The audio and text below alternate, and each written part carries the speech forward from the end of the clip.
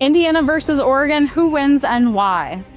Oregon's depth, I think, is such a big piece of this game, because it feels like the kind of game where eventually Indiana maybe just gets a little bit worn down, especially at the line of scrimmage, and especially in some of those one-on-one matchups that Indiana's got to win most, if not all of. And I'm thinking certainly at the line of scrimmage, but also, Elijah Surratt versus Oregon's secondary, Indiana's ability to run the ball explosively the way that it has this season, much more so compared to, it was much more of sort of a 4 or 5 yard type team running the ball last season. It's been much more explosive this season. That's going to be very difficult as long as Oregon can stay fresh and productive defensively, the way that the Ducks are capable. Not a lot of teams have that depth in college football anymore because of the portal, because of the way that revenue share and NIL have created a sort of spread a level of parity over the sport. And I think that is one of Oregon's real, sort of team-wide strengths. I just think Oregon's depth has weighed teams down this season.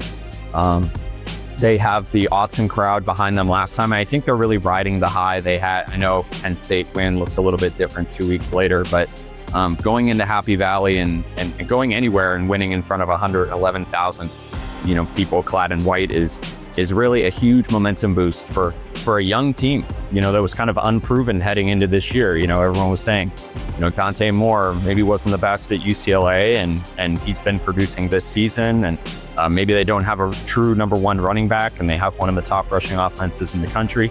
But I think the Ducks will win and handle this game.